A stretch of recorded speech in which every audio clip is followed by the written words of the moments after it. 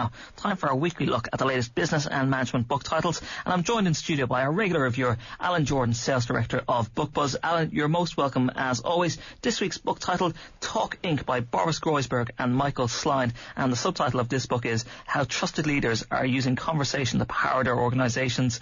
And I suppose at this time in the business cycle, leadership is so important, but for many companies, the boss man is always seen as out of touch and out of date. Yeah, that's true. And you know, when you look, initially when I saw the book Talk Inc, interesting name, conversation, as the book says itself, conversation overkill. It's a bit like on a par with launching a discussion about the wetness of water. Are we really going to have to talk about conversation skills? And of course, the real answer is, yeah, we are going to have to. Yeah, because so many company employers, they say, well, something was wrong with my organisation. I never knew. Nobody ever told me. The person never came to me. And it's time for leaders to actually get out and start there talking. Well, that's right. I was actually, I was out that day. I didn't know what was going on, yeah. And you know, we've covered a lot of this in books that we've done previously. The Shift, Loose. Remember The Advantage with Patrick Leachioni, who was talking about trust in leaders. And then even last week we were doing Terry Leahy, on Management in 10 Words, which was about getting out and communicating with your people.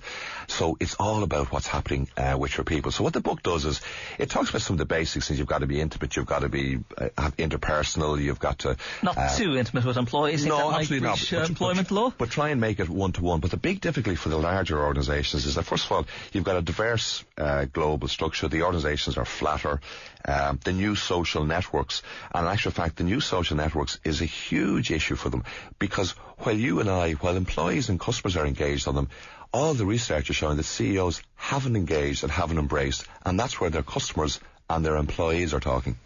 We just mentioned during the break there, you look at some people who have, I suppose, embraced, this change in leadership and in getting amongst the employees. I'm just mentioned a very practical example, David Duffy, the AIB boss, and in the interview he gave to the Irish Times and Simon Carswell, he said, look, first thing I did, I got out of the new building in Ballsbridge where AIB is based, and I out of the top floor office and down to an open plan office in the main part of the building. Yeah, and that's a real graphic example, because so many people got, I suppose, isolated in their ivory towers.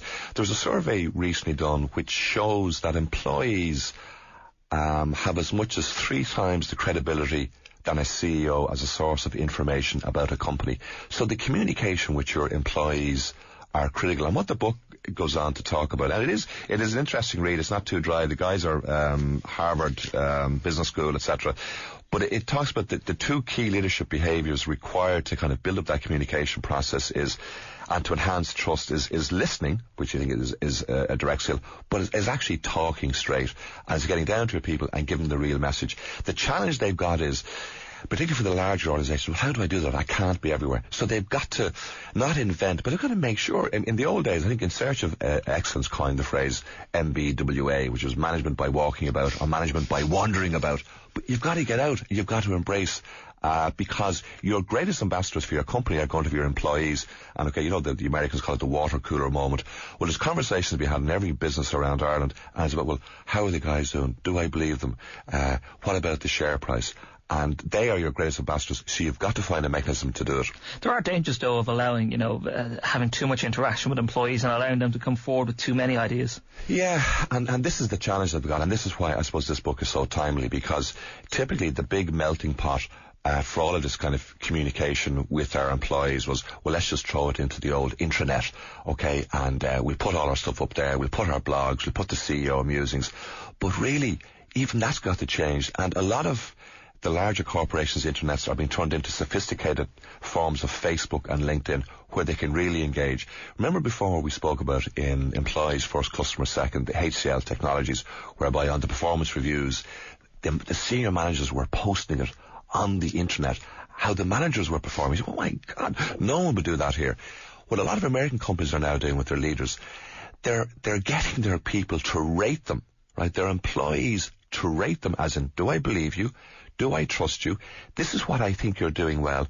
And they post that up. And one of the things that Lencioni says in The Advantage and the 5 dysfunctions of a team is that to build trust, you have to actually show that you're vulnerable.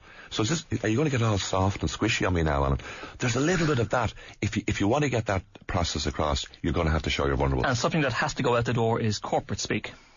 Absolutely, and it talks about this, and it says, look, this is the problem with corporate communication. So it's all written, it's been driven by media, it's forced down, it's one way, it's unidimensional. They're saying, look, you've got all the social tools now, but unfortunately what a lot of the research is showing, Ian, is that senior CEOs aren't embracing the new tools. I think many of them think that Twitter is, I got up this morning, I had a coffee, I went back to bed. No, it's not. You know it in journalism on the amount of information you get from just Twitter. But the key thing is your customers and your employees are using it. So you're going to have to find a way to communicate with them. And the worst thing about it, I suppose, the corporate speak is people using social network or using social media to put out the corporate line and making employees embrace the corporate line. And you know what? You know it yourself. Your voice does not sound true. So if you hand over someone to write your blog or do your communications, people are going to smell it straight away. So the lack of sincerity you've got to be sincere. That's really one of the keys. Okay, Alan Jordan, Sales Director of Bookbuzz, thank you very much for coming in today. In that book, Talk Inc, How Trusted Leaders are Using Conversation to Power Their Organisations, by Boris Groysberg and Michael Sline. Looks like a good read. Alan, thank you very much for coming in. Now let's have a check on